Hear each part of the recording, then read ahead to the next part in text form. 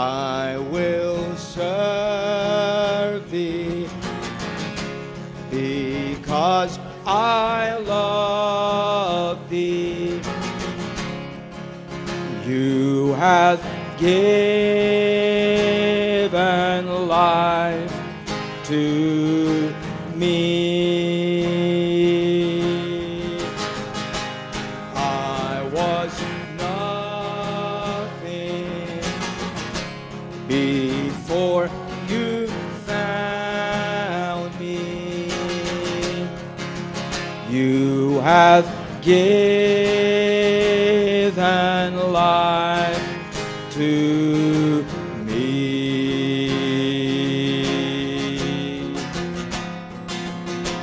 Heartaches, broken pieces,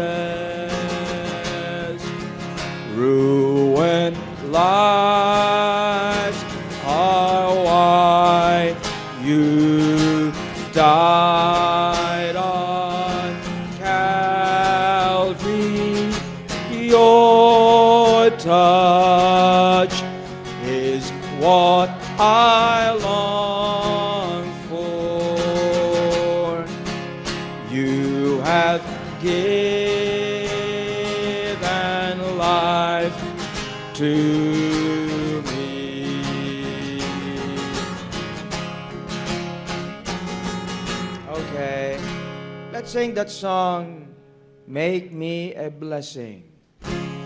Out in the highway. Okay? Ready now. Go! Out in the highways and byways of life, many are weary and sad. Carry the sunshine where darkness is rife, making the sorrowing glad. Make me a blessing. Make me a blessing of my life. May Jesus shine. Make me a blessing, oh Savior, I pray. Make me a blessing to someone today. Tell a sweet story of Christ and His love. Tell of His power to forgive. Others will trust Him if only you prove true every moment you live. Make me a blessing. Make me a blessing out of my life. May Jesus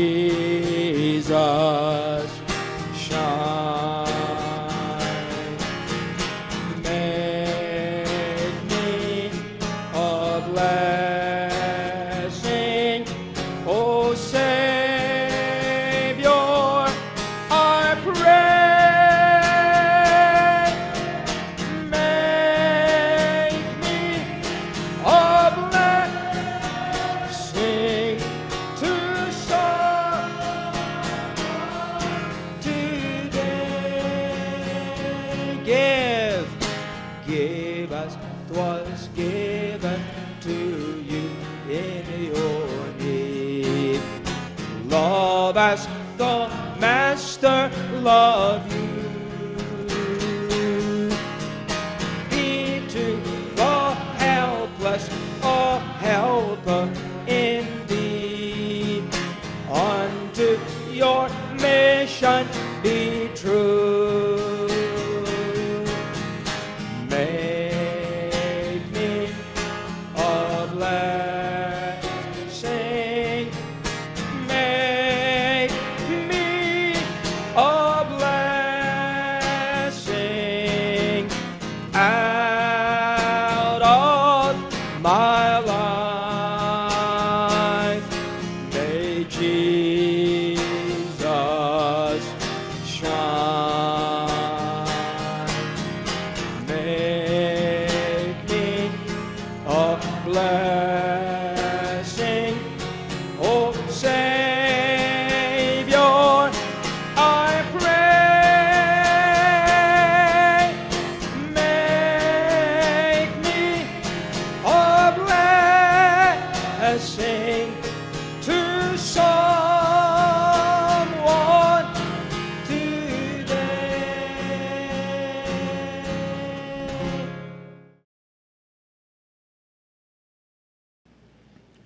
Thank you, Heavenly Father, for bringing us together, Lord, as we begin our two-night workshop. Bless us, dear God, and open our hearts, open our minds, speak to us through your word. Thank you for our people. Thank you for our leaders. Thank you for everyone. And let us just understand, Lord, how we ought to be so that we can do your work. This is your work, and it's a privilege for us to be here. And bless us, dear God, in Jesus' name. Amen. Okay, be seated. Magandang gabi. I came from Butuan. No, I came from Butuan. But I'm glad I'm here. Okay. We come to a very significant period sa ating ministry as a church, or rather as churches. I'm glad to see Brother Rene, okay, and with the rest of our Marikina people. Yung mga taga Marikina nga and all related sa Marikina, taas ang kamay. Very good. Amen. I'm glad to see Pastor John Sambiluna. No, meron kang kasama galing sa nasa baba pa. Okay. Of course, our missions here. I'm glad to see you all. And I expect to have everyone involved sa ministry ng Tatalon. Everybody. Mga teachers, are you complete? Ha? Yung mga staff ng Great Lighthouse Foundation. Andiyan ba, Peter? Are they complete? I'd like to see that everybody is complete. When we come together like this, that's when we appreciate that while we may have departments and we may be organized in various ways, but we are just one as a ministry. Ministry pa din ang lahat ng nasa Great Lighthouse, however varied ang lahat ng organizations natin, all fellowship groups, sentinels. You know, this is just once in a year that we do. But I prepared a special lesson for everyone. One that has never been given before, and one that has, I think, have never been expounded before. I'd like to tell you that the ministry of Lighthouse is very, very different. Ang isa sa gusto kong mailatag sa ating ministry ay ito. That our ministry sa Lighthouse is very, very biblical based. Hindi tayo nangongopya kahit kanino. Ang kinokopya natin kung ano yung mga ginagawa nung araw sa New Testament. Ang tinatayuan natin ng mga katuruan, kung ano yung makikita natin sa New Testament. Why? Because we would like really to be a New Testament church, an ecclesia. There are many things na pwedeng maging mali sa ministry. At nagiging mali because we have a different understanding of what we are. Ang pinaka-bottom line ng pagiging tama yung iyong sarili. If you do not know who and what you are, you have many chances of being wrong because you cannot be consistent with who and what you are. God cannot be inconsistent with Himself. I was hearing a message sa Butuan. Ang sabi ni Pastor Vic, we have a God that cannot lie. I did not say we have a God that will not lie. We have a God that cannot lie. Why can't He not lie? Because He is truth. It is not within Himself to lie because of what He is. You understand? Naiintindihan niyo ba yan? Ha? So, hindi pwede na ang Panginoon, ang Diyos, ay magsinungaling sapagkat siya'y katotohanan. Hindi mo na pwedeng pagtalunan pa na, uy, hindi pwede magsinungaling ang Panginoon. Hindi niya kayang magsinungaling at hindi siya makapagsisinungaling. Bakit? Sapagkat wala sa nature niya yun. Naunawaan niyo ba? Tayo as a church, dapat alam natin kung ano ang naturalisa ng church. If we are a New Testament church, then we have to understand kung ano ang naturalisa ng isang eklesiya. If we fail to understand what we are, then we can do everything wrong. That is the reason why we want to get into the Word of God so that we may understand what we are by the standards of God's Word. Okay? Marami ang nagle-labor, marami ang nagsaserve, marami ang nagko-contribute, marami ang nagvo-volunteer. Pero nagvo-volunteer sila based on kung anong gusto nila. Halimbawa, yung iba sa inyo, magvo-volunteer kayo na gawin ito, magturo kayo kasi teacher kayo, magtugtog kayo kasi musician kayo, in one part. O kaya, maggitara kayo dahil yan, magtugtog kayo dyan, o mag-serve kayo dito, gumawa kayo niyan. You do these things sapagkat pwede niyong gawin.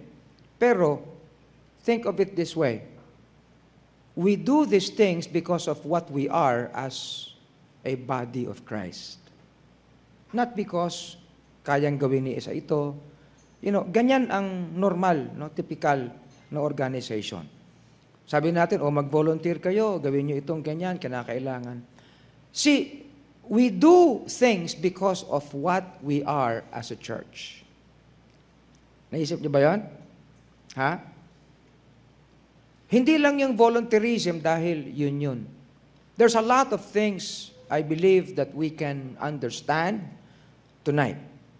Kaya, kumuha kayo ng notes nyo, wag lang kayo makinig because kailangan nyo ito. Okay? Itong ituturo ko sa inyo ay hindi pa naituro ng kahit kanino. Hindi naman sa pero how this is joined together. Okay? Hindi na tayo babalik doon sa kung ano ang church. Alam na natin ang church. Alam natin, palagi ko yan sinasabi, what is the purpose of the New Testament church? What is a church? Do you know ano nga yan? Kayo mga kabataan pa. Pinakailangan, lahat tayo rito alam natin. Ang pinaka-definition natin ng New Testament church, it is a body of believers saved and baptized, scripturally baptized, having a covenant with God and with one another, to carry out the spirit and the letter of the Great Commission of the Lord Jesus Christ. Where do you find that? Matthew 28, 19, and 20. Alam niyo ba yung sinabi ko? Hindi. Sinong hindi alam yung sinabi ko? Ha? Okay. Ganito gawin natin. It should be a standard thing. Walang magiging volunteer, walang kukunin sa ministry na hindi pa nababasa ang Lighthouse Bible Baptist Church Manual. Nabasa niyo na ba yun? Sino pa sa inyo hindi nakakabasa ng manual natin? Ayaw niyo aminin eh. Ha? Ray, kumuha ka nga ng manual. Okay? Para makita ng lahat kung ano yung manual. Hindi lang yung binasa niyo na ng minsan, nakalimutan niyo na yun eh. Why? Because you have to go back to it. Okay? Hindi ito, sinasabi, save kayo. Hindi ito pagiging save lang. Hindi ito pagiging baptized lang. No, it's not. This is being involved in the work of God. Why? Because we have some standards that we need to level up to. Okay? So, iyon yun. Okay. So, iantayin natin sandali yung mga manuals. These are just some basic things that we need to understand. Mahirap ang church work. Why? Because we deal with people. Okay? And once you deal with people, iba-iba ugali niyan, iba-iba yung mindset niyan, iba-iba yung pinanggalingan, iba-iba ang katuwiran, okay? Iba-iba ang emosyon. Kaya nagiging mas mahirap. Pero, naintindihan natin na kinakailangan, tayo ay pinangungunahan lamang ng isang Bible. Tama? Isang Bible. We are of faith. At kapag sinabi natin of faith, it is always based on the Scriptures. Tayo, pinag-iingatan natin yan, na lahat ng ginagawa natin should be consistent with the Word of God.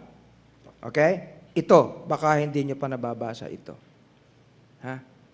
Hello? Kayo mga sa missions, you have to read this. Meron ba kayong kopya sa missions nito? Amen? Kayo ay galing sa Pilar o kayo ay galing sa Marikina, this is for everyone. Amen? So, reviewin nyo ito. Wala dapat nagiging leader sa kahit saan na hindi alam ito. Amen? But Pastor, Bible ba yan? Hindi. At hindi rin ito inspired. Pero, yun ang order ko. Pasensyahan tayo. Okay? May angal kayo? May angal? Wala. So, basahin niyo ulit para magkaintindihan tayo. Okay? Ito ang pinaka-manual natin. Reviewin niyo, kayo mga pastor. You decree this. Okay? Every pastor's decree sa Lighthouse, basahin ito. Amen? In fact, malaking tulong ito, lalo na, merong mga portion dito ng mga helps, di ba? Selected text for personal workers. Magandang devotional yon.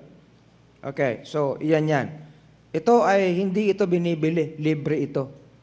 Kaya mas lalong may dahilan na basahin ng lahat. Amen? O Ray, kunin mo na. Kung kinakailangan nyo ng kopya, puntahan si Ray. Pag hindi kayo binigyan ni Ray, sumbong nyo sa akin. Okay.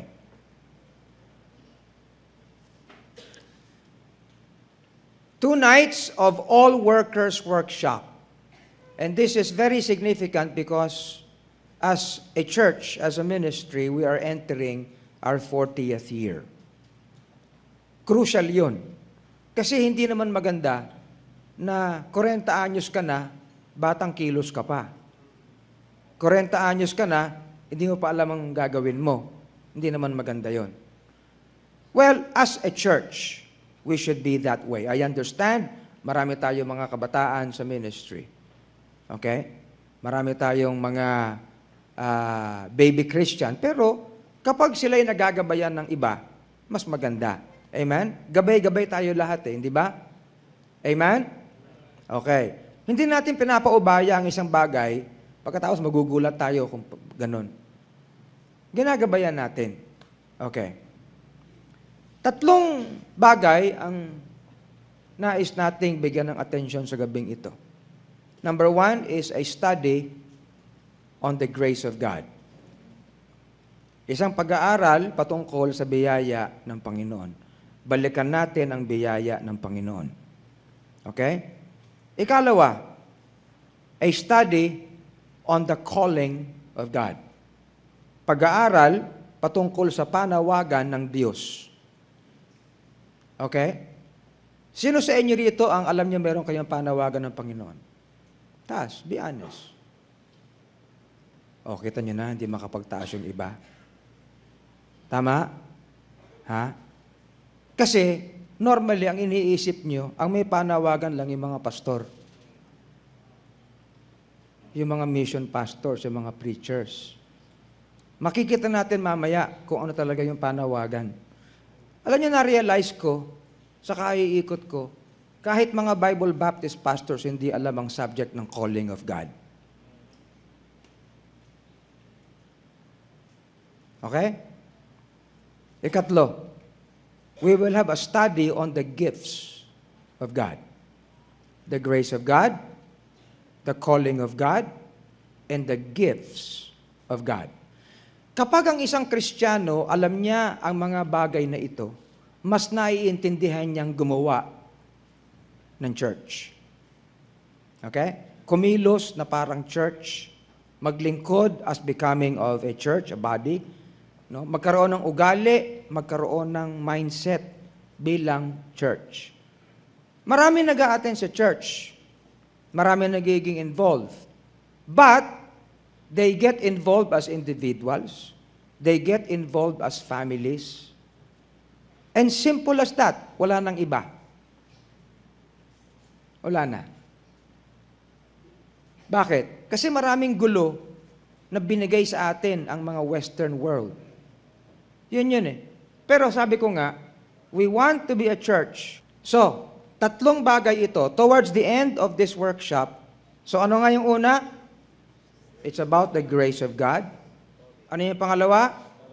The calling of God. Ano yung pangatlo? The gifts of God. Iba-iba yun. Okay? Pero pag pinagsama mo yung tatlo, the grace, the calling, and the gifts of God, all these make the effectual and powerful ministry. The grace, the calling, and the gifts of God.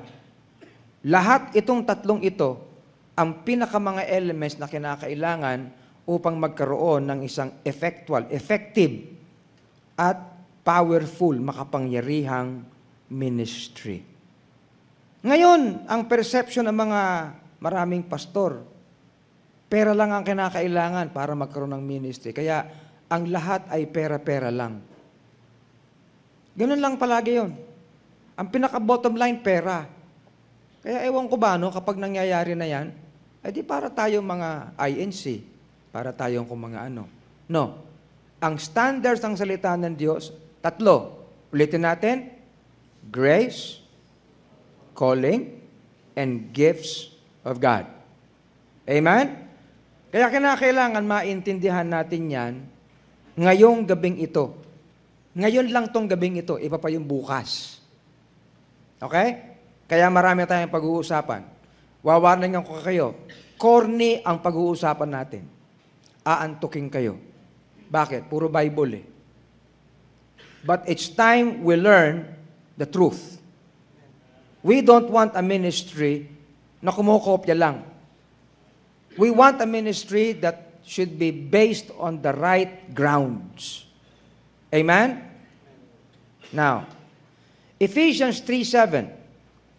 Sabi ni Paul, I was made a minister according to the gift of the grace of God given unto me by the effectual working of His power. Okay, walang word na calling, pero nariyan sa loob. Okay? So, first, a study on the grace of God. So, yun muna ang ating itatopic ngayon. The grace of God. We go to number 1, a study on the grace of God. Una, we are called by His grace and into His grace. Tayo, bilang mga mananampalataya, bilang mga ligtas. Ligtas ba kayo lahat? Baka meron tayo ditong worker na hindi pa ligtas. Kung hindi pa kayo ligtas, hudas kayo. Kaya kinakailangan maligtas kayo. Okay?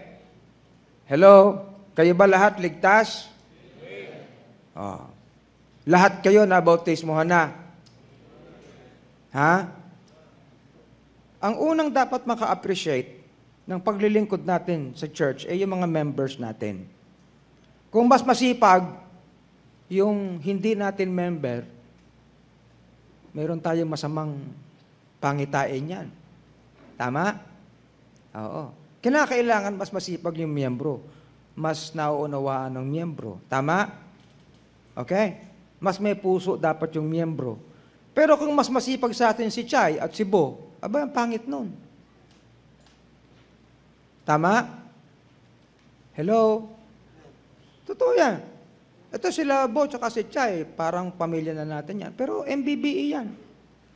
And I can tell that outright. I appreciate them. They're part of our ministry. Pero kung yung puso nila Bo, mas maganda pa sa puso ng mga miyembro, malista lang kayo.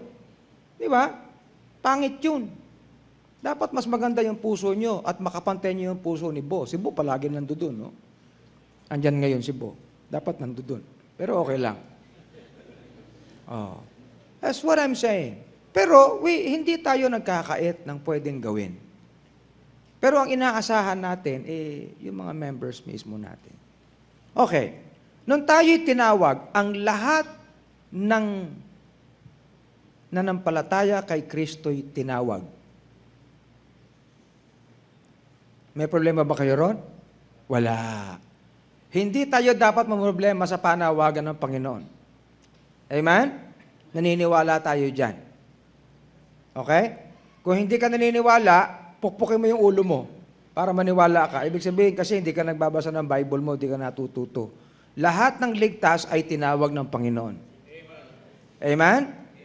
Oh, paano pa sa iyo? Hindi pa ligtas. Malay ko, malalaman lang natin na ang isang Kristiyano ay tinawag sapagkat siya'y naligtas. Yung mga hindi pa ligtas, hindi ko alam kung sino tinawag doon. Pero pag naligtas yun, sigurado tinawag ng Panginoon yun. Amen? Pero hindi natin ugali yung, hindi ka yata tinawag eh. Ikaw, hindi ka tinawag. Wala tayong maging karapatan na ganun. Okay? Pero yung panawagan na yan ay tinawag tayo sa pamamagitan ng kanyang biyaya. At tinawag din tayo papunta sa kanyang biyaya. 2 Timothy 1:9, who hath saved us and called us with an holy calling, not according to our works, but according to His own purpose and grace, which was given us in Christ Jesus before the world began. Tanong, kailan naging epektibo sa isang Kristiyano ang biyaya ng Panginoon? Yan. Kailan naging epektibo ang biyaya ng Diyos sa isang Kristiyano? Kailan? Ayan, ang liwanag. According to His purpose and grace which was given us before the world began. Kaya yung biyaya ng Panginoon ay hindi lang nakita nung moment ng ating kaligtasan. Ang biyaya ng Panginoon sa atin ay naihayag na niya para sa atin nung tayo ay hinilang pa niya. Nanawaan niyo ba? Biyaya na ng Panginoon. Isipin mo, hindi pa tayo pinapakanak. Before the world began, naroon na yung biyaya ng Panginoon. At naroon na rin yung purpose niya. Kaya ang sabi dito, but according to His own purpose and grace. Wow! Yun. Amazing, di ba? Tinawag tayo ng Panginoon sang-ayon sa kanyang, ano yung purpose? Layunin at biyaya. Na yung layunin at biyaya, noon pa, before the world began, na ihayag. Pero sa kanya yun. Wala pa naman tayo nun eh. Tama? Okay. Kaya halimbawa, kung ang sinasabi mo lang, for by grace are ye saved through faith. Pag yan lang ang understanding mo, ang pagkakaintindi mo, yung biyaya, naging effective lang nung maligtas kang, yung araw na maligtas ka. No.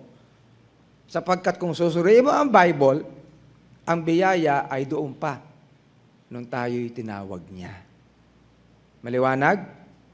Ha? Amen? Babalikan pa natin yan. Kasi by His grace and into His grace. Sa pamamagitan ng biyaya, tayo'y tinawag, sang-ayon sa kanyang purpose, at tinawag tayo patungo sa kanyang biyaya.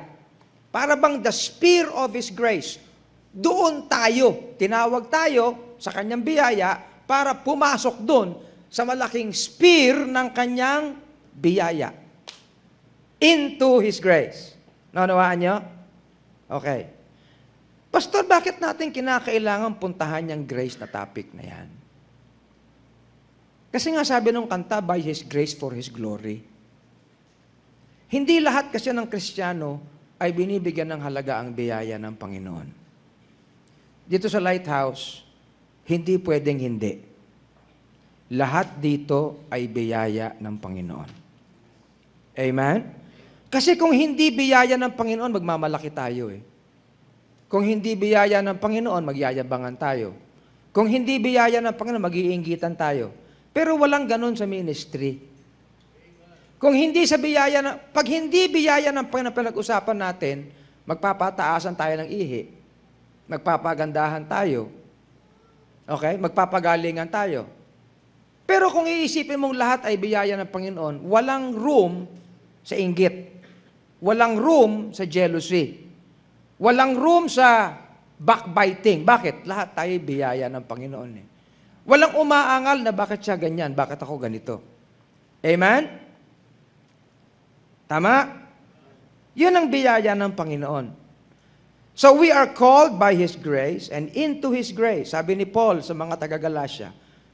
Although may issue mga taga-Galatia, ang sabi ni Paul, I marvel that ye are so soon removed from Him that called you into the grace of Christ. Calling into the grace of Christ. Okay ba yun? Ha? Para bang yung biyaya na ito, na into the grace, para bang singsing na itinubog mo doon sa grace? Into the grace. Tama? Okay.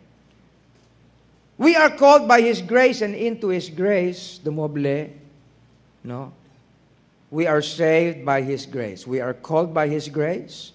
We are saved by His grace. Hindi na natin kinakailangan yung i-elaborate pa. Alam nyo na lahat yan, di ba?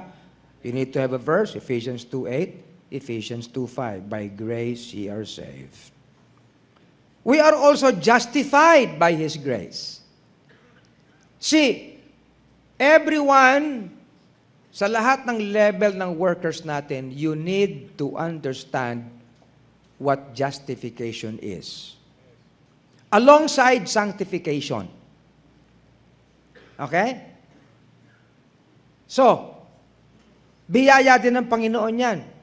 Being justified freely by His grace. Di ko na nasama yung sanctified, but kasama na yan dyan. Isa pa, we stand in His grace.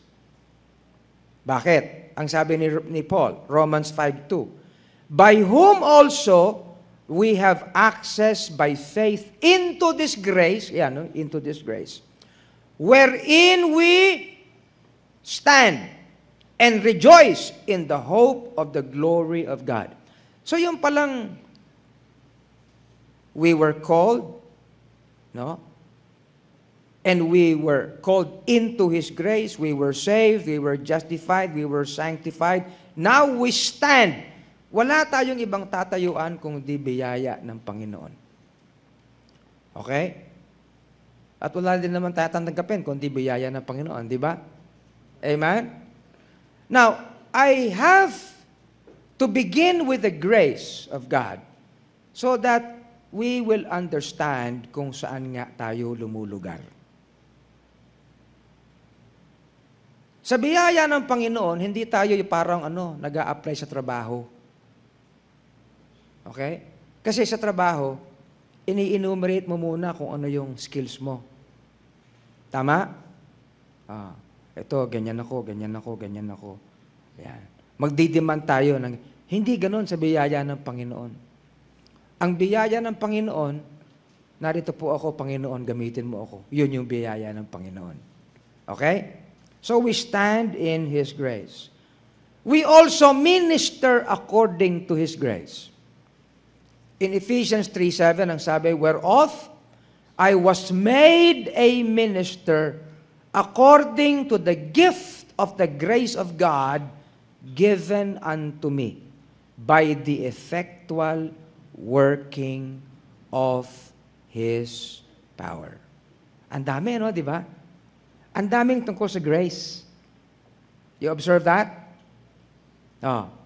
So, pag sinabing we minister, kasama na dyan ang serve, kasama na dyan ang lahat ng uri ng labor sa ministry. Kasama na dyan ang proclamation, kasama na dyan ang exhortation, kasama na dyan ang giving. Amen? Kasama na dyan ang showing mercy. Tama? Kasama na dyan ang administering, okay, organizing. Kasama na dyan ang teaching. Amen? Ano pa? Kasama na dyan ang ruling. Ano pa? Ha? Sino pa nakakaalala? Andyan sa may hagdan. Lahat ng ministry. Amen? We can only minister according to His grace. At alam niyo naman dito sa Lighthouse, we actually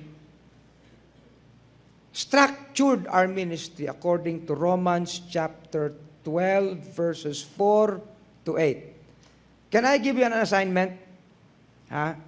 Look into that. Kung pwede nyo memorize nyo. Mahalaga sa atin yung Romans chapter 12, verses 4 to 8. Kung medyo sisipagin pa kayo, umpisahan nyo na sa verse 1 hanggang verse 8. Okay? Huwag kayong pupunta rito bukas ng gabi na hindi nyo binabasa yon. Amen? Nakikinig kayo? Oy. Okay? Kung pupunta kayo bukas ng gabi, before you come, basahin nyo Romans 12, verses 1 down to verse 8. Because if we will be in the ministry, we can only be in the ministry according to His grace. Ano sa Tagalog yung according? Ayon. Yun. Ayon sa Kanyang biyaya. Okay? Ano yung by His grace? Sa pamamagitan. Oh, okay. Sa biyaya. By His grace, sa biyaya. Yung according, ayon sa Kanyang biyaya. Ano pagkakaiba? Mamaya na. Okay. We labor and accomplish more than others, also by His grace. Can we actually accomplish more than somebody? We can. Kaya yung sabi ni Paul, but by the grace of God, I am what I am. And His grace which was bestowed upon me was not in vain. But I labored more abundantly than they all, yet not I, but the grace of God which was with me. Iba tayo mag-isip. Kapag masipag, sipag lang yun. No? Ako noong isang linggo, talagang buong linggo, bugbog na bugbog ako. Santa Ana, nawalan ako ng boses noong Thursday after I preached last. Wala na akong boses. Binabawi ko sana nung Friday, ang dami ko na meeting. Nakauwi ako nung Friday sa bahay, 1:00 na ng umaga. Ang flight ko 5:00. So natulog ako ng 1 oras, malis ako ng bahay ng 3:00. Oh. Hindi ko na inistorbo dito yung mga ano. Pinarada ko na lang yung sasakyan ko doon sa VIP parking. Doon. Babalikan ko na lang. Dire-diretso na ako sa Butuan. Dumating ako ng Butuan, mag-aalas 7 na yata. Almusal kami. Nagtatanong yung anak ni Pastor Vic, Pastor, alam mo, ang ganda yung sound system sa inyo, Pastor. Paano mo ginagawa yun? Sabi ko, sa tenga. Kaya Pastor Benny, mahal yun ah. Oh, pero kahit na. Wala sa mahal yun, sa tenga yun. Sana, Pastor, tulungan mo ako. Alam mo, yung Sabado, 2 church, inayos ko yung sound system. Hindi ko na ginagawa yun ah. Inayos ko yung sound system. Ayun. Bumili pa kami ng microphone, binago lahat ng mga kable. Wow, pagod na pagod ako. Kinabukasan, ayun. Pero, ano ba yun? Dahil lang, para sa akin, biyaya ng Panginoon yun eh. You know? Dahil sa biyaya ng Panginoon. Okay lang naman, alam nyo, sa biyaya ng Panginoon, hindi issue yung sipag o yung tamad eh. No. Kasi ang biyaya ng Panginoon would want to accomplish something because it's grace. Hindi rin yung contest, hindi rin yung competition. Okay? Pero yun yan. If we will study the grace of God, it is by grace that we can labor and even accomplish more than others. Hindi natin pinagmamalaki yun. Pero sabi ni Paulo, I labored more abundantly than they all. Sino yung they? Kasama na si Peter doon. Di ba? Kasama na si John. Di ba? Yung mga ibang apostles. But, sabi ni Paul, but the grace of God which was with me. So, walang problema.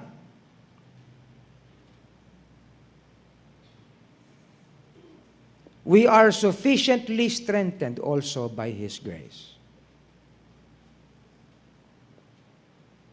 Tayo ay sapat lang na binibigyan ng kalakasan sa biyaya din ng Panginoon.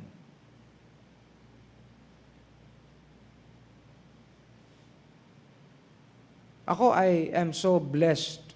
I praise God for His grace in us. You know, panalangin natin yung mga ibang mga members natin. Alam niyo kung bakit? Itong mga few weeks na ito, 10 weeks to go para sa ating anniversary. Narinig ko kahapon, kanyanang umaga, narinig ko sa CNN na ang langis per barrel baka bumagsak pa ng $20. As in, bagsak pa. Nagkakasundo na ang Iran at US. Tinatanggal na yung mga sanctions sa Iran. At ang analysis ng taga-CNN, it will further lessen the price of oil. Kaya alam nyo, matindi itong dagok na ito sa business nila Nanay Atienza. Patay, as in, business nila. Langis yun. Ano pa?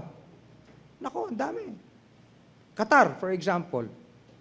Mas maraming Pilipinong uuwi ngayon kasi sobrang walang demand para sa langis. Baka mamaya niyan magfo-force mag-uwian yung mga Pilipino rito Anong trabaho makukuha nila? Di ba? Ganyan. Ano ang kinakailangan para umangat ang presyo ng langis? Gera. Para mawala yung surplus. Di ba, Neil? No? Not necessarily. Oh. Pero yun Anyway. But, we are sufficiently strengthened by His grace. Bakit? My grace is sufficient for thee. For my strength is made perfect in weakness. Look at the grace of God. Ang yaman, di ba? Magmula sa calling natin, sa kaligtasan natin, sa justification natin, sa ministry natin, sa strength natin. Amen? Can you imagine? What grace? Kaya hindi maipaliwanag yung grace Amazing lang ang pwede mong sabihin. Wonderful lang ang pwede mong sabihin. Di ba? Marvelous lang ang pwede mong sabihin. But no one actually can really describe the grace of God. We abound in every good work because of His abounding grace. And God is able to make all grace abound toward you, that ye always having all sufficiency in all things may abound to every good work. Can you imagine that? Magmula nung before the foundation of the world, may grace na nagbigay daan sa ating calling. Naligtas tayo, we were justified, lahat, no? Hanggang ngayon sa ministry. At ang sinasabi sa atin, no? Ang biyayang ito ay abound. Pinapagsagana pa para maging mas masagana tayo sa gawain ng Panginoon. Can you imagine that? Hindi lang pala tayo limited sa ginagawa natin ngayon. I mean, sabi, abound to every good work. Ano yung good? Every work that is beneficial. Every work that leads to edification. Yun eh. Every work that brings benefit to God's people. And His grace will abound so that we will abound to every good work. There is no limit to what work we can do for so long that that work will be beneficial. No limit. Are you listening? Huh? The grace of God is limitless. So the work of God is limitless too. Amen? Sino ba mag-iisip dito na lahat mayroon tayo ngayon dito? Hindi pa nga lahat eh. Mayroon tayong safe birth. Sino ba makakaisip nung araw na pwede mangyari yan? We are now setting the counseling modules para sa mga nanay. No? Mukhang na-convince na rin ang Unilab na kinakailangan gawin yan. Kaya kayo mga nanay, kayo mga pwede magbigay ng counsel sa mga buntis, sa mga nanganak, no? Mangyayari na yan soon. Okay? Yung sinasabi ko na we would like to minister sa mga nanganganak dyan such that we would like them to come here, we can pray for them, give them some gifts, that should be okay. No? Oh, whoever can think of, meron tayong events place. February 27 ay magkakaroon tayo ng kasalang bayan. 25 na mga kinakailangan ikasal ang ikakasal natin dito. Pero ang sabi ko, lilimitahan natin yan, maghahanap sa barangay kung sino ang mga nagsasama na ng 5 taon na hindi pa kinakasal. Bago sila ikasal, kinakailangan kausapin ko muna sila. Okay? So, 25 na pares ang ikakasal natin sa February 27. Meron na bang balita, Peter? Pete, meron ng balita? May 5 na? Oh, 5 na. Okay. Pero sabi ko, ang target ko, 25. Yung kasal ay i-cover ng DZAS. Over the radio. Dito. Okay? Kaya ayun. Papakainin natin yan ng kaunti. Kaunti lang naman. Ang kada pares ay magdadala maximum ng 3 na bisita nila. Kaya sa isang ikakasal, no, 5 lahat sila. Yung isang pares, tsaka 3. Yun na yun, kasama na yung witness doon. So, kung 25 times 5, ilan lon? 125? Ha? O, tama-tama, 125. 125 doon sa, tapos, meron tayong counting pagkain, no? Pwede na siguro yung sandwich dito, yan. Sa kanila na yung gown, lahat ng damit nila, tsaka ring, sa kanila na. Bulaklak sa atin. Di ba? Oh. But we would like to be able to minister to them. Kasi hindi nila ma-appreciate, mga kapatid, yung halaga ng ating ministry hanggat hindi natin pinapasok ang pangangailangan nila sa pamilya. Alam niyo ba yan? Biyaya ng Panginoon yan. Amen? Oh. So, the grace of God. We have grace for every need. Hebrews 4:16. Let us therefore come boldly unto the throne of grace, that we may obtain mercy and find grace to help in time of need. Naprueba na natin yan sa Lighthouse. Kada panahon na tayo nangangailangan, ang biyaya ng Panginoon ang nagpupuno. Amen? Totoo yan.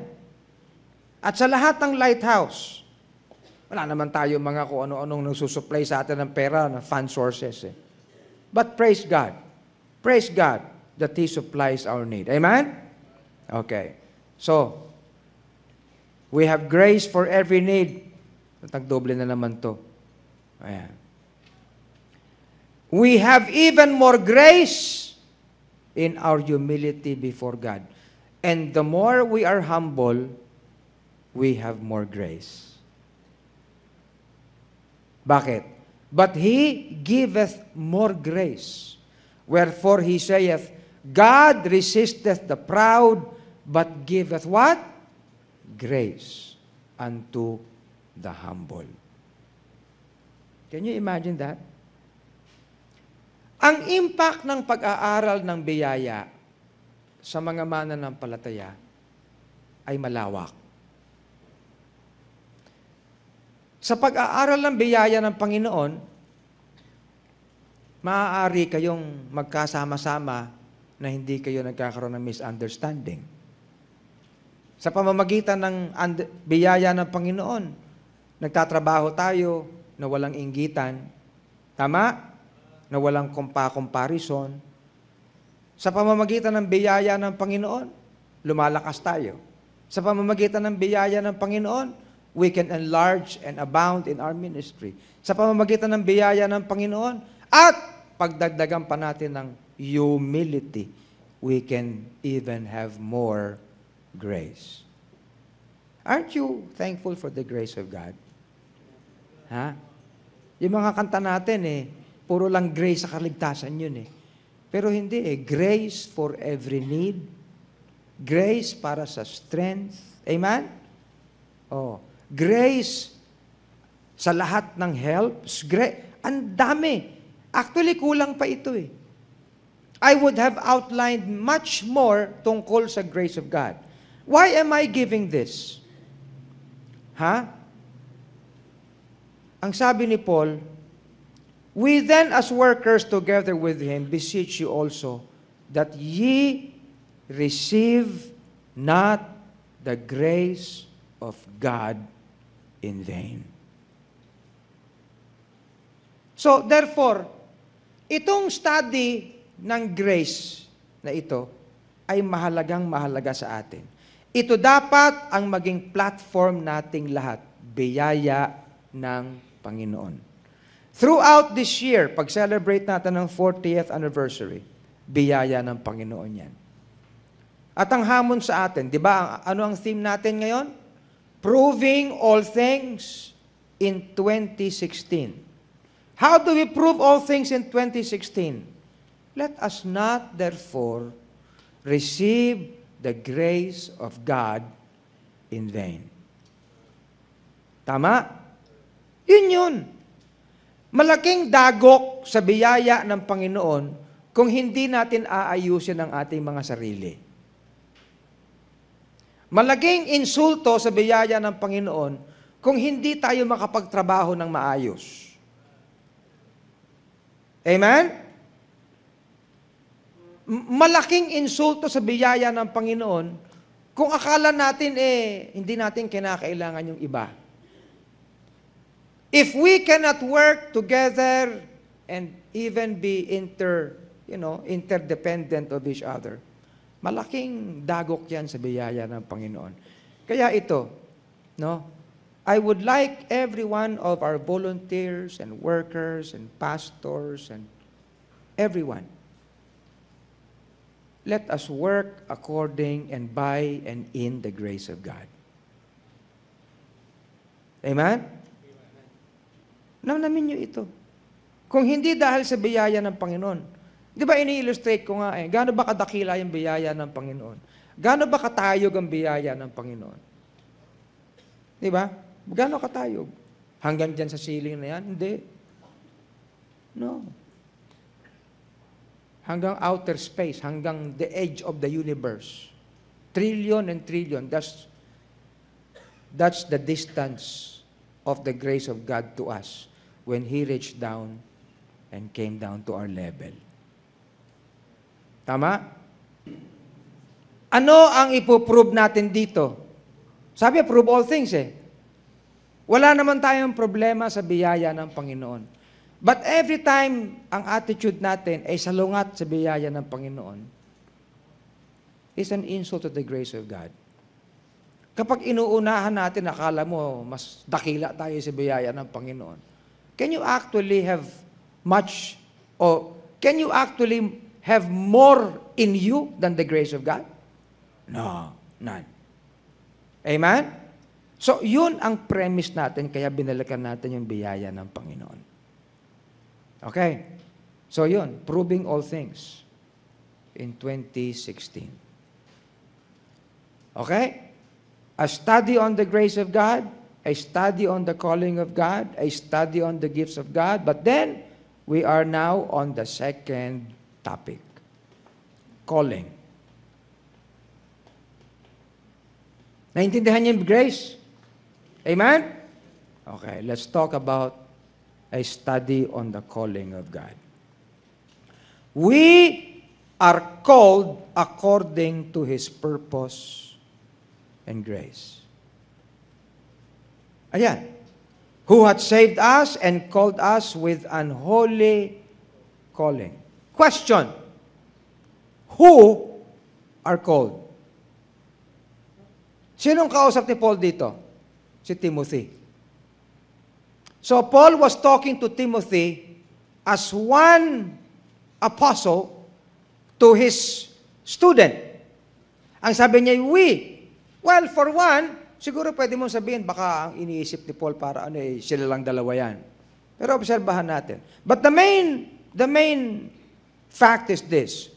Ang calling ng Panginoon ay isang ayon tama, sang-ayon, ayon. Ayon sa kanyang layunin at sa kanyang biyaya.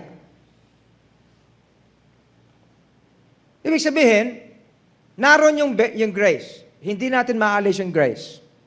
Pero, ang nakalagay dito, yung calling na yan ay may kinalaman ang layon at ang biyaya. Observe.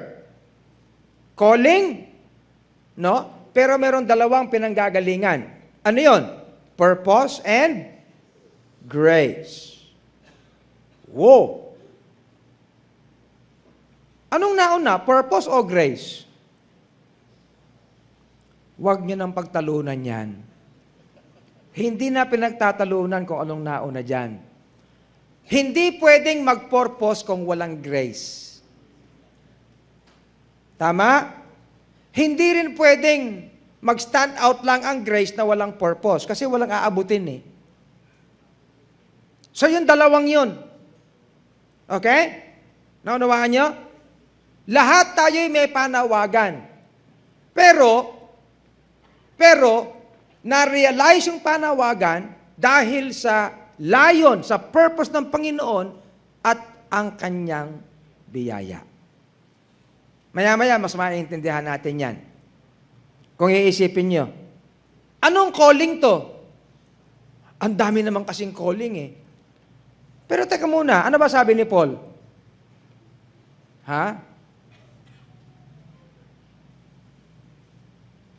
Who saved us? Ilan ba yung klase ng kaligtasan? Isa. Mamaya tingnan natin yung calling, Secondly, we are called into His grace. Sabi ko kanina. Ibig sabihin, yung grace ng Panginoon parang isang balon o kaya isang tangke. na we are called to be in such a rich sphere na doon tayo mapagyayaman into that grace. In the grace, in that sphere, no? In that vessel of grace. Alam nyo, ang yaman yan is good for every all. We are called to be in there. Naunawaan nyo ba? Him that calleth you into the grace of Christ. Isn't that a privilege? Ha? Ibig sabihin, tinawag tayo. Para bang, nung tinawag tayo ng Panginoon para pumasok doon sa isang mayamang tahanan na ang lahat pwede mo makita ron. Tama? Hindi tayo tinawag, oy, lika rito, lika. Oh, bakit po? Wala lang. Hindi. Nung tinawag tayo, lika rito, pumasok ka rito. Pagpasok mo sa loob, nakita mo, yaman ng bahay niyo, lahat mayroon siya. Amen? Yun ang ibig sabihin that we were called into His grace. Okay? Next. Sabi dito, by whom also we have access by faith into this grace. Sinabi na natin kanina yan. We are called into His grace where we should be strong. Sabi ni Paul kay Timothy, thou therefore, my son, be strong in the grace. Para bang ganito? Eric, halika rito, halika. Tinatawag kita. Tinawag kita para pumasok ka sa bahay ko. Ngayon, nung pumasok ka sa bahay ko na punong-puno na ng yaman, punong-puno na lahat ng kinakailangan mo, sabi ko kay Eric, nasa bahay na rin kita, nasa bahay ka na rin ko lang, ikaw, okay? Kung anong kinakailangan mo, kunin mo lang dyan. Kailangan mo ng pagkain, punta ka sa ref. Tama? Ha? Kinakailangan mo manood, punta ka ron sa aking home theater. Kinakailangan mo ng ganyan, kinakailangan mo ng soft drinks, lahat. Be strong in the grace of God in this house. You know what I'm saying? Yun ang illustration yan. What a privilege. Amen? In this house where you are, I called you so that you can be in this grace, in this house, you be strong. Have confidence. Because it's all for you. You realize that? Okay. We are called into His marvelous light also. But ye are a chosen generation, a royal priesthood, an holy nation, a peculiar people, that ye should show forth the praises of Him who hath called you out of darkness into His marvelous light. Yung calling ng Panginoon daw ay calling patungo sa Kanyang marvelous na liwanag. Anong ibig sabihin ito? Ha? Kasi, ang sabi ng Ephesians 5:8, ye were sometimes darkness, but now are ye light in the world. Walk as children of light. So we were called to be in His marvelous light so that we may become children of light and walk as children of light. Naintindihan niyo ba? So when we were called to be in the riches of His grace. We were called to His marvelous light, to shine as lights, and to be as testimonies. Amen? Okay. We are also called to show His glory and excellence. 2 Peter 1:3. According as His divine power hath given unto us all things that pertain unto life and godliness, through the knowledge of Him that hath called us to glory and virtue. Anong ibig sabihin nito? Tinawag ka tayo upang maipakita at maihayag ang Kanyang luwalhati at ang Kanyang excellence. Virtue is excellence. So that by us, His glory will be revealed and His excellence will be manifested. Ganyan ang calling na ginawa sa atin. Maraming Kristiyano, pinag-uusapan yung calling, pero walang ganyan. Okay? Yung panawagan ng Panginoon ay para maghayag tayo ng kanyang kaluwalhatian. At ano yung excellence sa Tagalog? Ha? Ano yung excellence sa Tagalog? Kahusayan? Kagalingan? Lahat. Excelente. Para maging excellent. Kaya alam nyo, kapag ang ating buhay ay walang excellence, iniinsulto natin yung panawagan ng Panginoon sa atin. Naintindihan niyo ba? Ibig sabihin, ang bawat tao, ang bawat Kristiyano na napag-aaralan ang calling ng Panginoon, that calling, that realization will drive him to be a better person. Kasi calling yun eh. Paghirang yun eh, pagpili yun. We are called to follow His steps.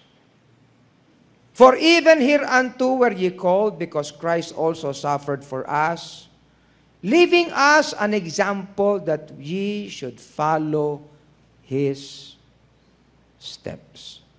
Listen. Hindi natin pwedeng asahan na yung mga sumusunod sa steps ng Panginoon ay mga unsaved. Ang maaari lang sumunod sa steps ng Panginoon ay yung kanya mga tinawag. Okay? Naintindihan niyo? Kung ikaw ay tinawag at ang lahat ng saved ay tinawag, pero hindi lahat ng saved naintindihan yung panawagan ng Panginoon. Tama? O, para bang, halika. Po, halika. Sumunod ka sa akin. Yun lang yun. Ha? Kung ano yung lalakaran ko, lakaran mo. Ganun ang panawagan ng Panginoon. Hindi tayo tinawag para gawin natin yung gusto natin. Tinawag tayo para sundin natin yung kanyang nilakaran. Mahirap ba maintindihan yon? Ibig sabihin, the calling of God, no? For very specific purpose na we should understand. But how do we determine the steps of Christ? Di sa kanya salita. Amen. Okay. We are also called unto the fellowship of Christ. Anong ibig sabihin ng fellowship of Christ? God is faithful by whom ye were called unto the fellowship of His Son, Jesus Christ. Sa Tagalog, ang fellowship ay ano eh? Ano ito? Ang lalim naman kasi, pakikipagtalamitam. This has an element of companionship, intimacy, yon. So we are called to be associated with Him, to be near Him, to be intimate to Him, to fellowship with Him. And when you say fellowship kasi, you are in one setting together. Kung nahirapan siya, sama ka sa hirap. Di ba? Amen? Kung pinersecute siya, kasama ka sa... That's the fellowship. Kaya ang sabi ni Paul, the fellowship of His sufferings. Amen? Oh. Doon sa butuan walang makapag-fellowship sa akin Walang makapag-fellowship sa pait ng kape. Wala. Puro hindi nagkakape. Oh. Yun. Fellowship. Hindi tayo tinawag ng Panginoon para layuan siya, but to be near Him. That's fellowship, coming together. Amen? We are also called to inherit the blessing. Ito lang ang gusto ng marami. not rendering evil for evil or railing for railing, but contrariwise blessing, knowing that ye are thereunto called, that ye should inherit a blessing. Of course, hindi lang ito blessing dito, but it is also a blessing eternal. Amen? To inherit a blessing. Di ba ang gandang calling yan? Okay. We are also called to holiness. Oh, ang lupit nito. Nakikinig ba kayo? For God hath not called us unto uncleanness, but unto, ano raw? Ano nga raw ulit? Kabanalan. Mahirap yata pag-usapan yan. Mga banal ba kayo? Dapat, sapagkat tayo tinawag sa kabanalan. Amen?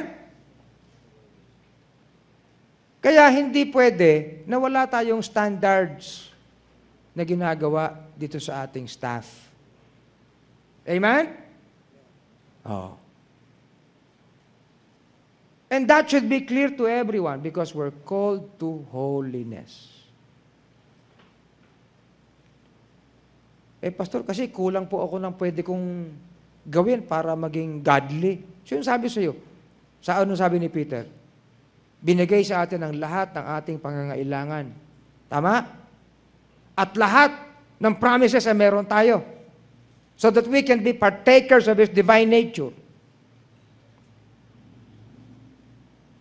So therefore, we are admonished to be counted worthy of His calling. Ayan.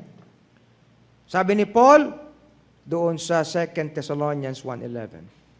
Wherefore also we pray always for you, that our God would count you what? Worthy of His calling. Ayan. Parang proving na naman, di ba? All things. Di na-realize natin, ang dami palang aspekto ng calling ng Panginoon. Sana maging worthy tayo ng kanyang calling na yan. Okay?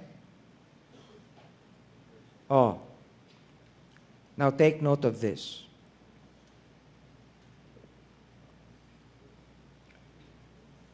Anong sabi ni Paul sa mga taga-Ephesians? Ephesians 4:1.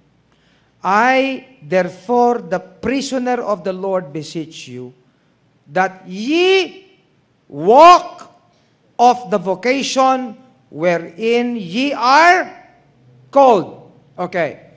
Ilan ang kausap ni Paul? Ha? Ilan ang kausap sa Ephesians? Ilan?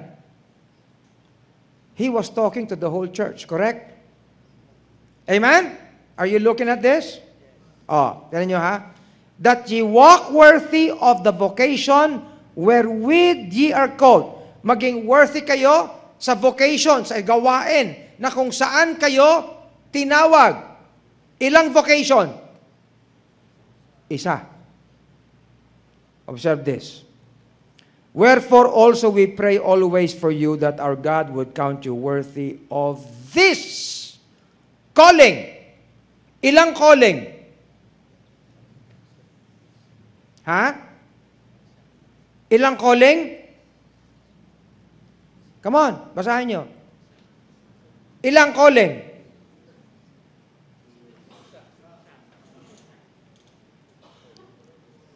Nakalagay ba dyan?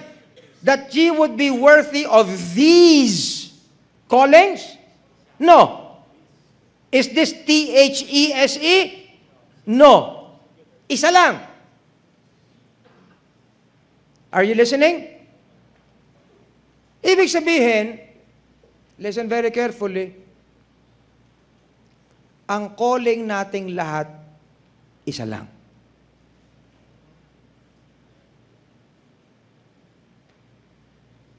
Nakikinig ba kayo? Ang calling nating lahat ay isa lang.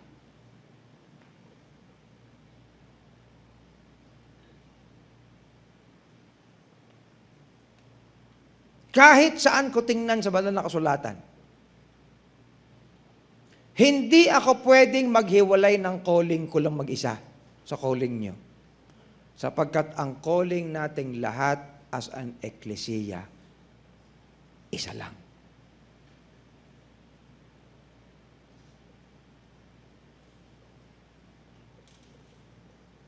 So may calling ba kayo? Ha? Sinong walang calling?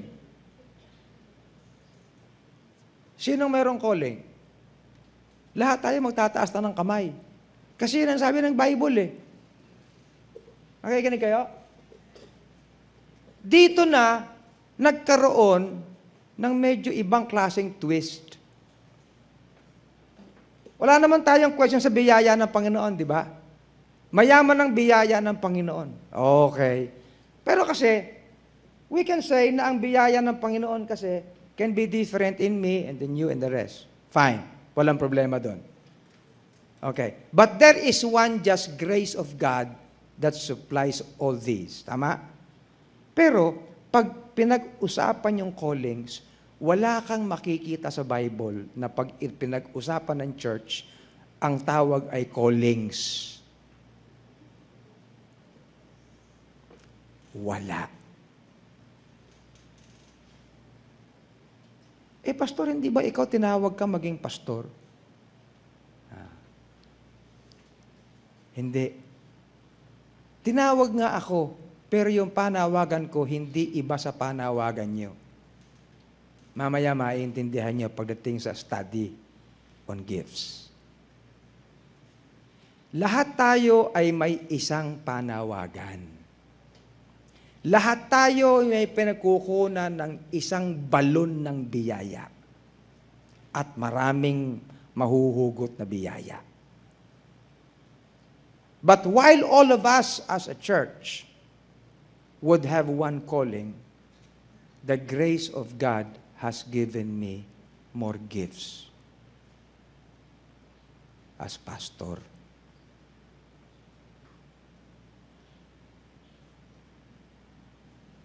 You realize that? Mamaya pag-aaralan natin.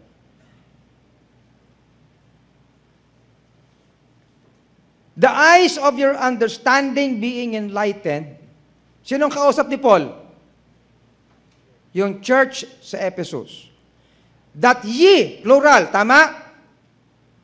Tama? Parang Bible quiz, no? That ye, plural, may know what are the hopes. Hindi. Isa. Tama? What is the hope of His calling? Isa lang eh. And what the riches, marami, of the glory of His inheritance in the saints. We have but one calling as a body of believers.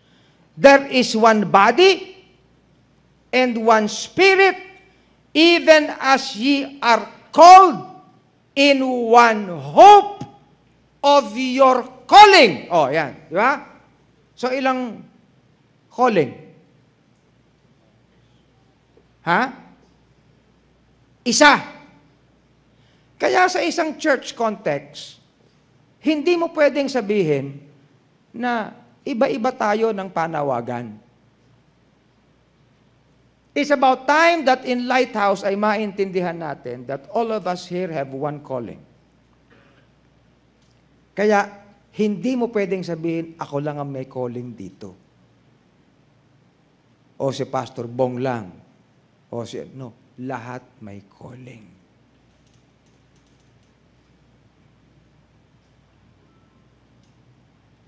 Tama?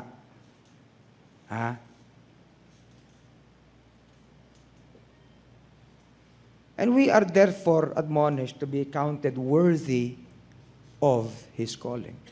Wherefore also we pray always for you that our God would count you worthy of this calling and fulfill all the good pleasure of His goodness and the work of faith with power.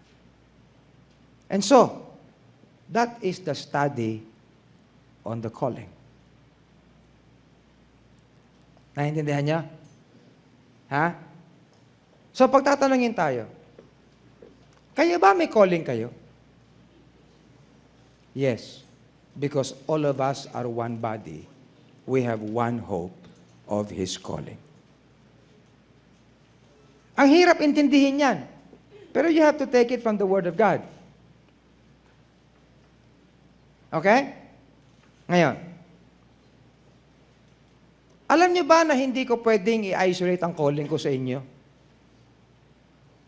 Hindi eh. Dala ko kayo eh.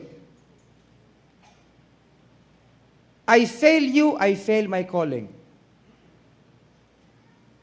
Tama ba? Hindi pwede.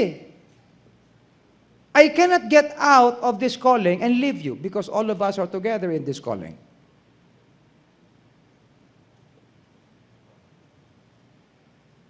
The next is a study on the gifts of God. Tulog na kayo? Sabi ko sa inyo, corny ito eh. Pero, this will make you solid in the ministry. So, let's do a study ng gifts of God. 2 Timothy 1:8-9. Be not thou therefore ashamed of the testimony of our Lord, nor of me his prisoner, but be thou partaker of the afflictions of the gospel according to the power of God, who hath saved us and called us with unholy calling. Tignan nyo ha? Not according to our works, but according to His own purpose and grace, which was given to us in Jesus Christ before the world began. God called us according to His own purpose and grace. Next slide. According to His good pleasure which He purposed in Himself. According to the purpose of Him who worketh all things after the counsel of His own will. Ang hirap kasing maintindihan ng King James kapag ang pinag-uusapan na purpose. According to His purpose and grace. According to His good pleasure which He has purposed in Himself. According to the purpose of Him who worketh all things. Ano yung purpose? Ayan yung purpose, yung naka-bold letters.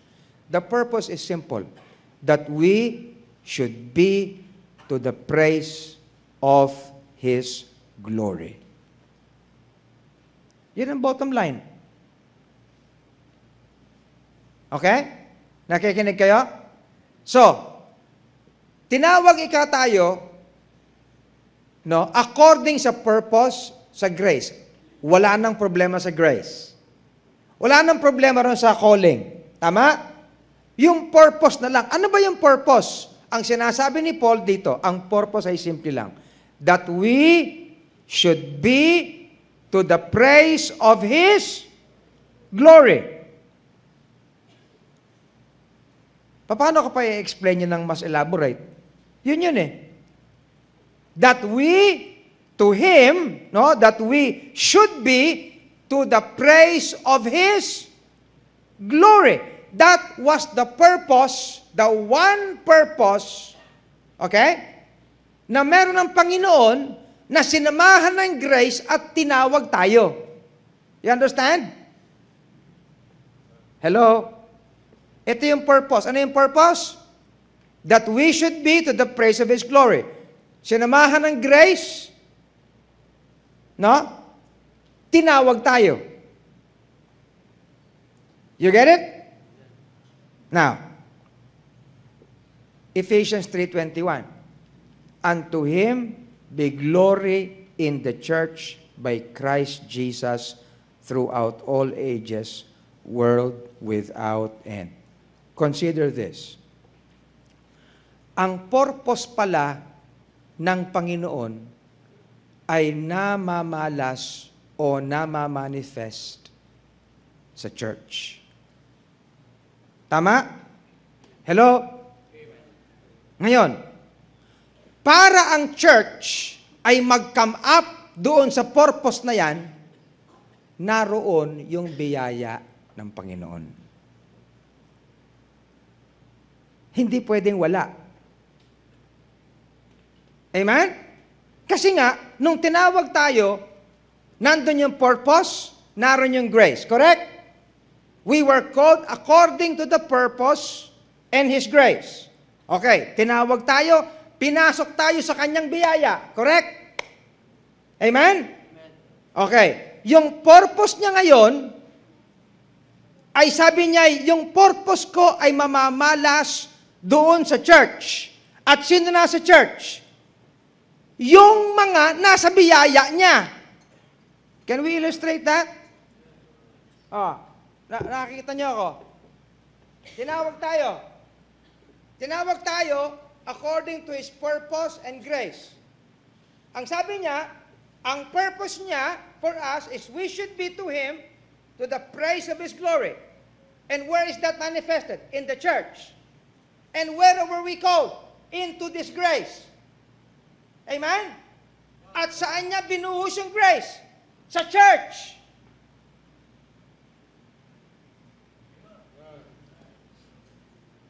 Do you understand? Ngayon, since we are in the church, and we are in the grace of God, and we have the grace of God, ano ang sabi? Okay, I need the ecclesia to give me praise according to my glory. Ano sabi ni Paul? But unto every one of us is given grace according to the measure of the gift of Christ.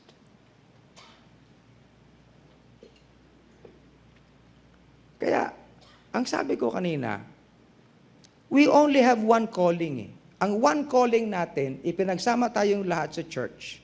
So that as a church, we can give Him praise and glory. Tama? Okay. Pero lahat tayo, hindi na naman pinasok dito na walang biyaya. Yung biyaya niya binigay sa atin. Yung yaman ng biyaya niya binigay sa atin. So that may mangyayari sa atin sa church. So, that is actually yung pinaka-core ng study na ito. Maraming nag-church, hindi nila alam ang gagawin nila. Bakit? Kasi ang akala nila, yung pastor lang ang tinawag. At yung pastor lang ang may biyaya. Kaya it has become a ministry of the pastor. This is not my ministry alone. Amen? So we are all recipients of God's gifts. Ayan. In the church. As His calling is according to His purpose, and that without repentance, so are His gifts. Why do I say this? Look at Romans 11:29. For the gifts and the calling of God are without repentance.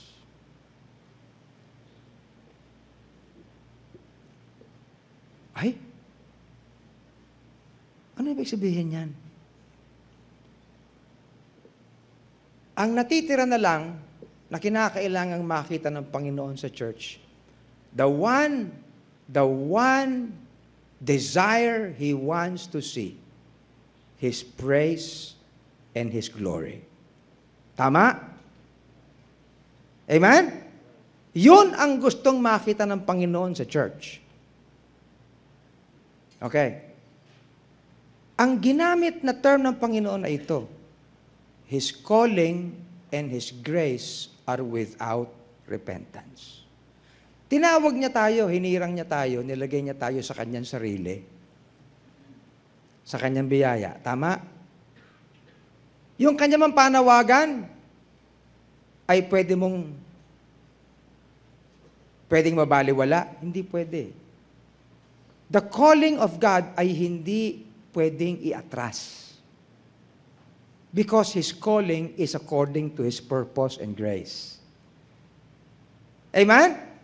Kaya ang sabi ko dito, as His calling is according to His purpose, and that without repentance, so are His gifts. Why?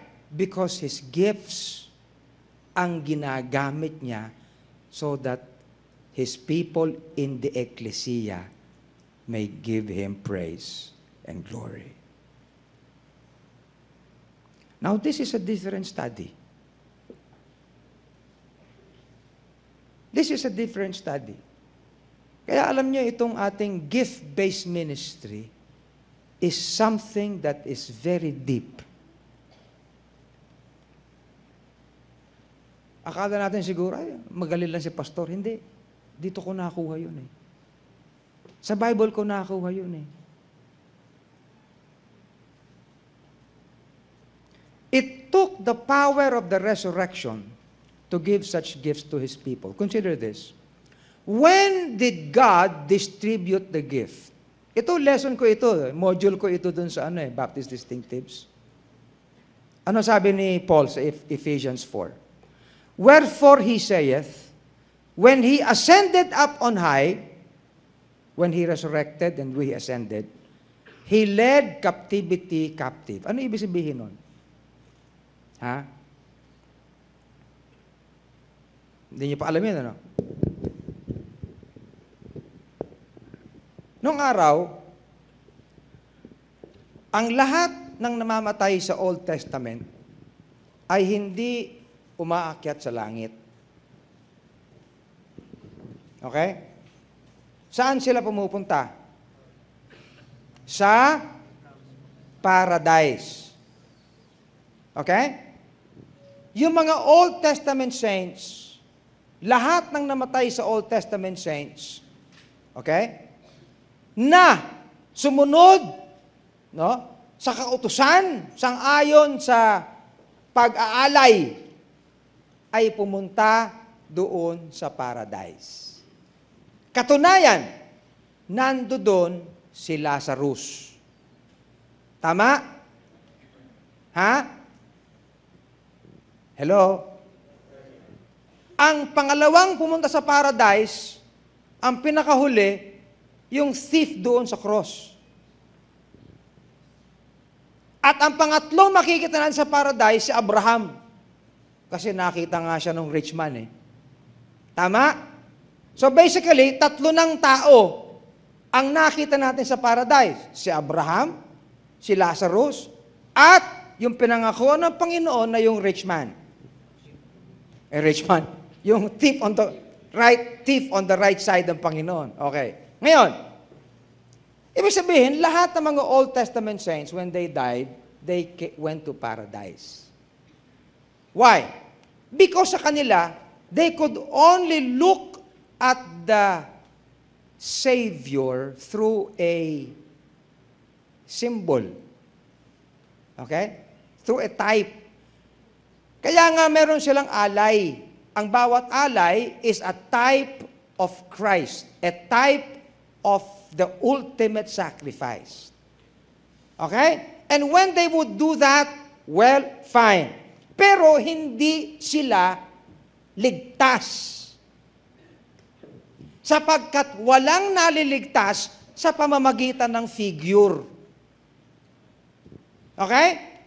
Walang naliligtas sa pamamagitan ng mga simbolo. Kasi puro simbolo ginagamit sa tabernakulo noong araw. Amen? Hindi naman dugo ni Kristo yun eh. Dugo yun ng mga hayop. Hindi nakapagliligtas ang dugo ng hayop. Pero, yun ang iniutos sa kanila that they should do. But albeit, those were all figures. So, those who died, where did they go? Doon sa paradise. Yun ang holding area nila. When the Lord Jesus Christ died on the cross, He went down to paradise and preached to them. Ano ang sabi ng Panginoon sa kanila? Ako na ito. Hindi na ako figure. I am He. I have died. I am the ultimate sacrifice. Okay? Ano yung tanong ni Isaac kay Abraham? Father, narito po yung apoy, narito yung kahoy, narito lahat ng gamit, nasaan yung alay? Di ba? Ang sabi ng Panginoon sa kanila, hindi na ako yung figure, I am He. And so therefore, they have seen the Lord. Now, when they saw Him, He led them. He led captivity to be His own captive. And He brought them high. That was only when then, that they went to be with the Lord. Now, you understand? Okay. Ngayon, ano ngayon na nangyari? Lahat na nandoon ay heroes of faith. Sino-sino yan? Ha? Nandoon si David with his sling. Naroroon si Samson with his jawbone. Naroroon si Moses with his rod. Di ba? Naroroon si Gideon with his sword. No? At marami pang iba. Lahat yun, okay, para bang kinuha ng Panginoon lahat ng kanilang victories. And when He led captivity captive, all those victories He pulled together and gave those victories to the New Testament church as gifts.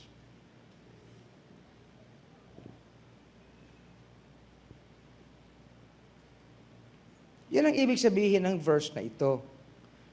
He led captivity captive and gave gifts unto men. Ang picture niyan yung para nung araw, no, nung araw, kapag ang isang kingdom nanalo, anong gagawin nila? Kukunin lahat nila yung yaman nung kabilang kingdom, di ba? At pagbalik nila sa kabilang kingdom nila, i-distribute nila sa lahat yung yaman. Para bang ganyan ang illustration dyan? Kaya, lahat ng victory sa Old Testament, pinagsama-sama ng Panginoon. And when He got to glory, He gave those gifts to us. Walang sayang. Okay? He that descended is the same also that ascended up far above all heavens, that He might what? Fill. Si Phil Mora. Fill all things. Okay. Alam niyo ito, pinag-aaralan ko tong fill all things. Umakyat siya, kinuha niya lahat ng mga Old Testament saints, binigyan niya mga gifts, all their victories, and He filled all things. How did He fill all things? 1 Corinthians 12:6. And there are diversities of operations, but it is the same God which, look at this, worketh all in all. But the manifestation of the Spirit is given to every man to profit withal. In another passage, we find, anong sabi ni John? And of His fullness have all we received grace for grace. Alam nyo, even in Colossians, no? In Ephesians 3:19 to 21. Now ye might be filled, that ye might be filled with all the fullness of God. Now unto Him that is able to do exceeding abundantly above all that we ask or think, according to the power that worketh in us, unto Him be glory in the church by Christ Jesus. O yun. Bottom line, ang purpose ng Panginoon is simple. That we might be to His praise and glory. Correct? Okay. He made us into a church by His grace. And we were called and placed in His grace. Pero, he still needs to realize his purpose in the church. Tayo yung naging church. Ang sabi ng Bible, very consistent, that Christ fills all in all. He works all in all. How? Through the gifts of His grace. Kaya ang eklesiya, kung tutuusin, hindi kulang. Pwedeng wala tayong building, pwedeng wala tayong gamit, pwedeng wala tayong yaman na ganyan physically, pwedeng limited din tayo sa mga facilities natin o sa property. But, His praise and glory will always be sufficient because it is His purpose. Naintindihan niyo ba ako? Ha? Ano sinasabi ko sa inyo lahat? Ito ang simula ng lesson natin ngayon. Number 1, grace. Number 2, calling. Number 3, gifts. Bakit? Bakit? Ito yung klase ng lecture o ng lesson na wala tayong pinaguhugutan kundi Bible. Yung mga nakaraang lessons ko, anong attitude, ganyan. Dapat kinakailangan we would like people, ganyan. Naalala niyo ba yung lesson ko na be knowable, be ganito, be ganyan. Di ba? Okay. Maganda yon, maganda yon. Pero I realize, hindi lahat ng mga members natin ay solid sa banal na kasulatan. We do not understand that we have one calling. All of you and me together, we have one calling. And we are called na ano? Para ano? To His purpose, according to His purpose and grace. Ano yung purpose niya? That we should be to the praise of His glory. And how does that come about? The grace of God in us. And how does the grace of God work in us? Through the gifts according to that grace. Kapag na-realize natin yan, we then will see that we can actually feel all in all. Alam niyo, iniisip ko nga Itong church natin ng Lighthouse, we are not so much driven by staff. Yung mga ibang churches, ang lahat, ang daming paswelduhin sa church and everything. You know? Alam niyo, minsan kinakailangan nating maintindihan.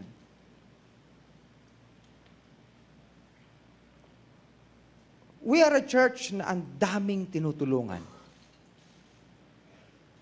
Okay?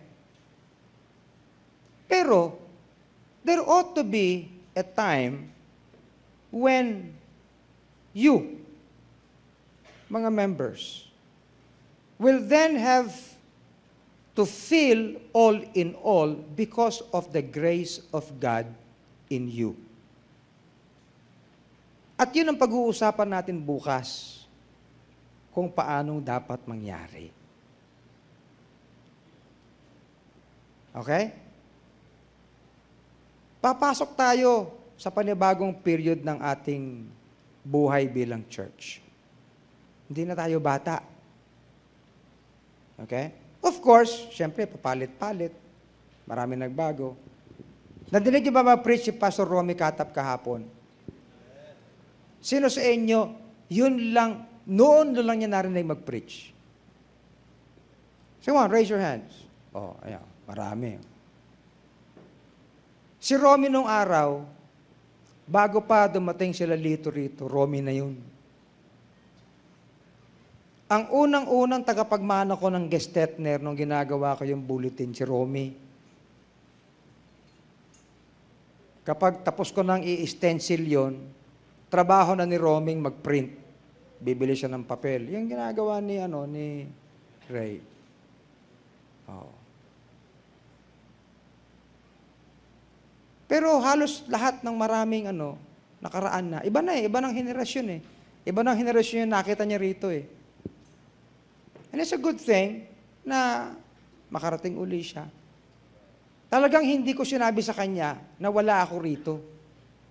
Nung tinetext ko siya, nire-remind ko, Romy, you have to be at Lighthouse by 5 o'clock. Yes, I will be there, sabi niya. Hindi ko sinasabi na wala ako. Nung dumating, hinahanap pala ako. Tama-tama, natapos kami ng service maaga. Doon. Kaya kumakain kami ng dinner, nanonood ako sa telepono ko. Tawa ako ng tawa kasi narinig ko siya nasabi niya na sasabihin na raw niya kasi wala naman ako dito. Sige.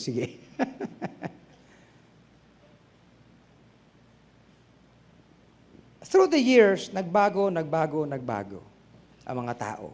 Marami wala na. Nagbago ng lugar, pumunta ng Amerika or what.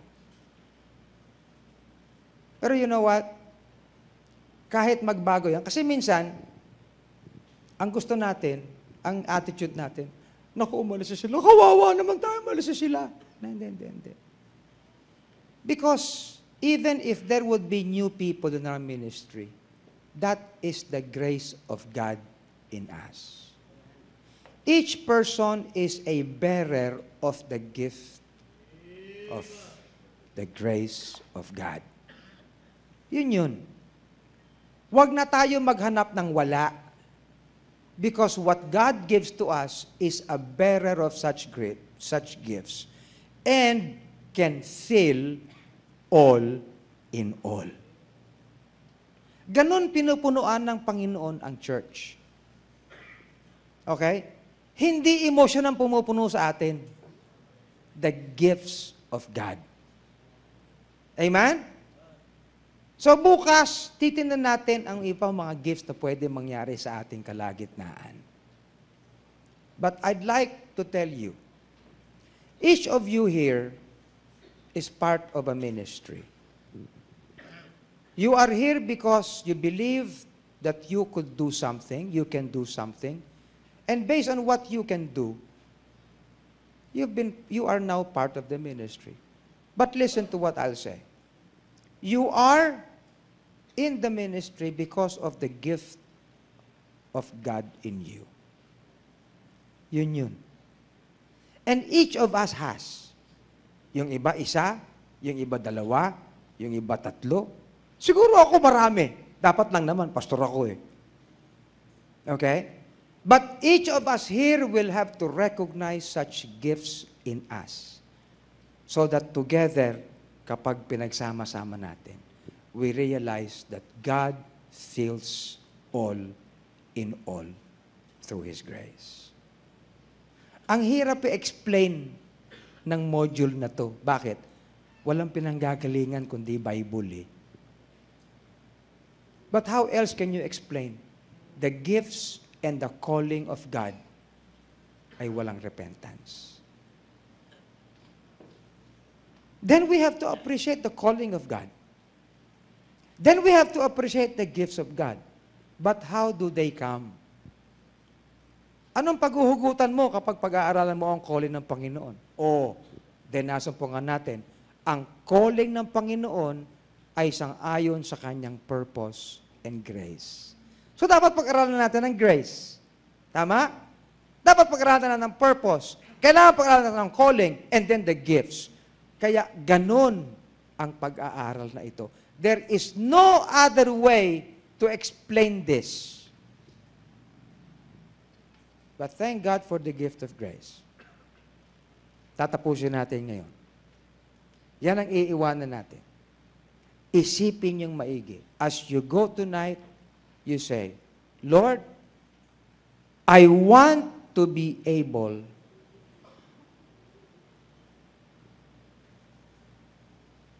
to realize how by your grace I may fill, I may contribute to filling all in all based on your working in me.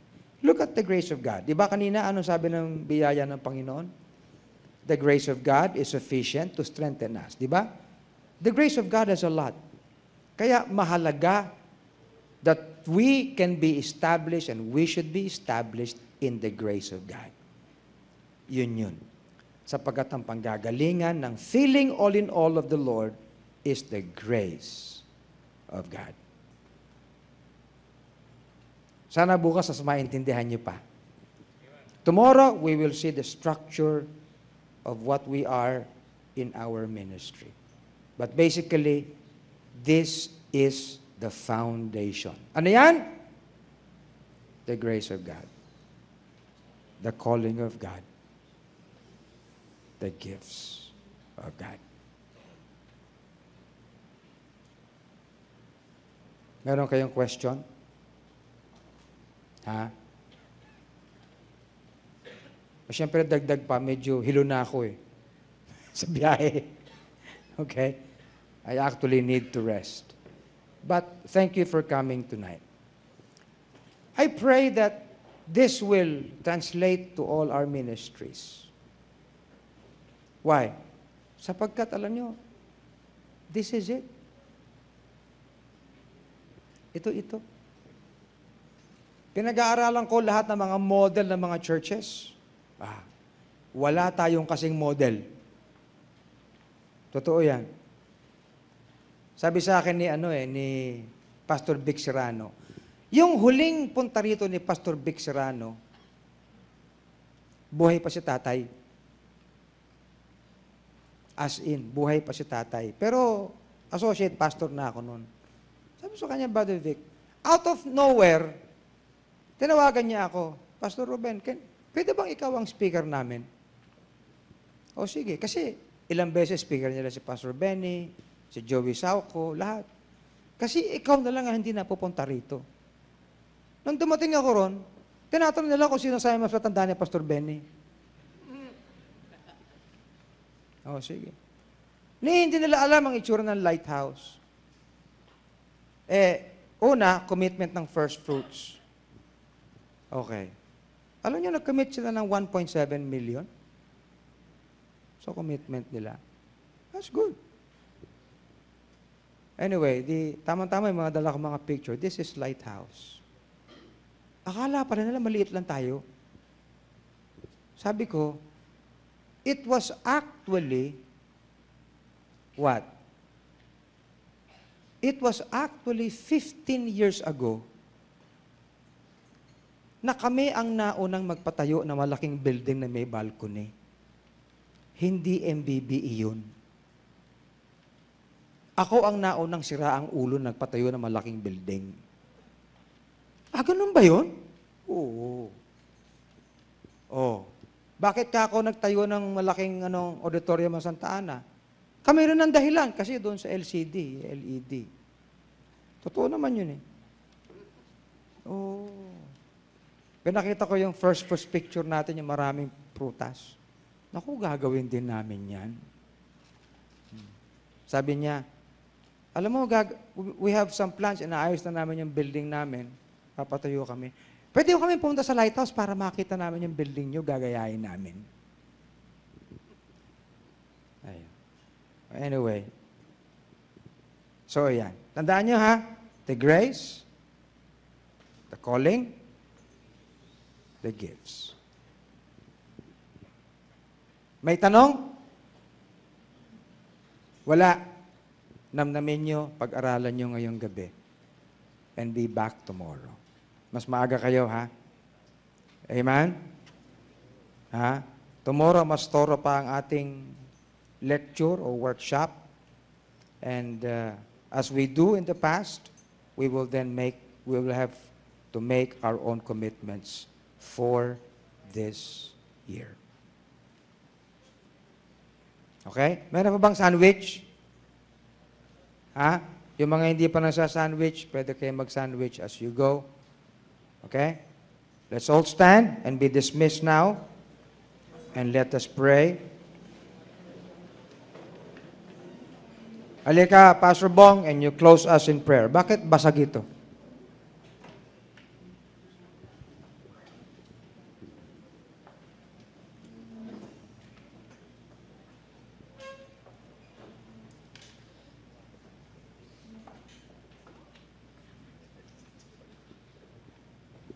Dalangin po tayo. Maraming salamat po, Panginoon, sa kabutihan mo sa amin sa gabing ito at kami dinala mo dito. Ang mga staff, ang mga workers ng gawain na ito na siyang kumikilos at upang ang ministries namin, Panginoon, ay maging mas effective. At maraming salamat po sa malalim na turo patungkol sa inyong panawagan sa amin. Tunay nga po, maraming salamat sa panawagan na yan na iisa para sa inyong layunin. Panawagan sa inyong layunin. At ang layunin mo, Panginoon, ay maihayag ang inyong kapurihan sa Eklesiya. At salamat po at tinawag mo kami sa biyaya upang ma-realize ang kapurihan na ito, Panginoon, sa inyo. At maraming salamat din po sa mga gifts. It is also the result of your grace in our lives. And Lord, we thank you for this wisdom that you have given to our pastor. And this is also by your grace. At ingatan mo po kami sa aming paghiwa-hiwalay. At ibalik mo po kami sa araw ng bukas, Panginoon, ng mas maaga, mas bukas ang puso, at maliwanag na pag-intindi. Inadalangin ko po, Ama, na ang mga uuwi pa po sa kanilang tahanan ay ingatan mo po. At sa ibang lugar sa probinsya ay ganoon din po, Panginoon. Ang mga darating pa po bukas ay inyo pong iingatan sila sa pagpunta nila dito galing sa kanilang mga probinsya. Ito po, Ama, ang aming dinadalangin sa pangalan po ni Kristo Jesus. Amen.